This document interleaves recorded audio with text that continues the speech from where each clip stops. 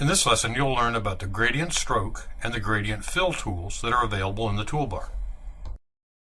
There are two tools on the toolbar that allow you to make changes to the stroke and the fill of an object that use gradients.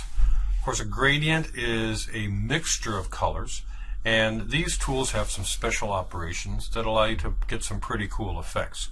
So located down on the toolbar underneath the text tools, you find the gradient fill tool by default, but there's also the gradient stroke tool available as well. So let me go ahead and apply a gradient fill to this object on the stage, and I'm going to do that by simply clicking in the middle of the object. This is a closed shape, so obviously it can take a fill. And you can see what the interface looks like across the top of the circle that I've applied this gradient fill to. The top two handles, the two circles that are unfilled or white, allow you to move the gradient in different directions. So you can change its length, as you see here, and you can also change the angle at which it's applied. Put everything back together, back on that line, I get the same results. And I can do that from really either side of the handle across the top. The little yellow circles here indicate the different colors of the gradient, and when I put my mouse over the top of them, I'll see a second tiny little circle appear underneath, and that allows me to control the actual color. So yellow circle can be moved into different locations to change the position of the color in the gradient, and then down below there's a little circle that appears where you can actually change the color of the gradient. You can even change the opacity. So if I had this on top of a solid color background, I could allow part of the background color to bleed through by changing the opacity. So if I want to have I have all sorts of different options here on how I can create my gradients. Let's try to make one that looks actually somewhat attractive there. So one of the cool things that you can do, in addition, you're not limited to just these two colors and just those positions. You can also add a gradient or add a color to the gradient. When I place my mouse on that line, I see a plus sign appear. I click on the plus sign, or I click when the plus sign appears, and then I can add a new color to my gradient. Let me just choose one in here.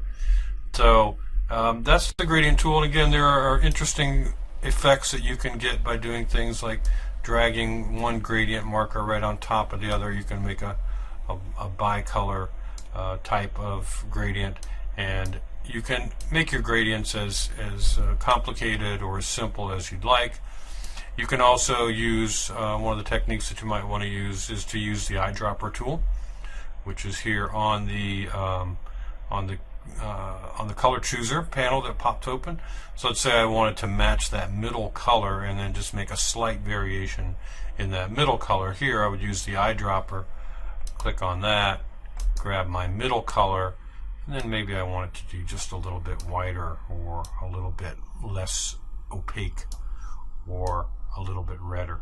Okay, so that's one of the techniques that you can use for applying different kinds of gradients and choosing different colors. All right, so that's gradient fill tool. The gradient stroke tool, as you might expect, has similar kinds of operations and allows you to do similar kinds of things. So you can apply a stroke that's a little bit longer or shorter, depending on what you want to do with it. And in a case like this, I might want to make my stroke a little bit wider. So I'm going to go to my regular selection tool, go to my selection editor, and under the style section, I have stroke width. Let me make my stroke a little bit wider so you can get a better feel for what's going on with that tool.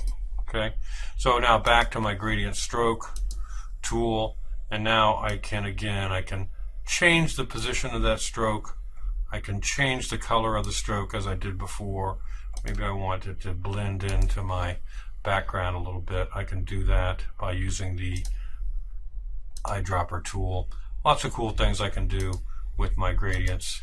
Makes it kind of fun as a way to get creative, and that's one of the things that we're trying to accomplish here, is the ability for our students and for our teachers and staff and everybody else to do fun things that are creative. So nice tool to play around with, all kinds of cool things that you can do. We'll take a look at some examples of how we might use these tools as we look at curriculum examples as we go through the course. But for now, that completes our look at the two gradient tools within Adobe Roam.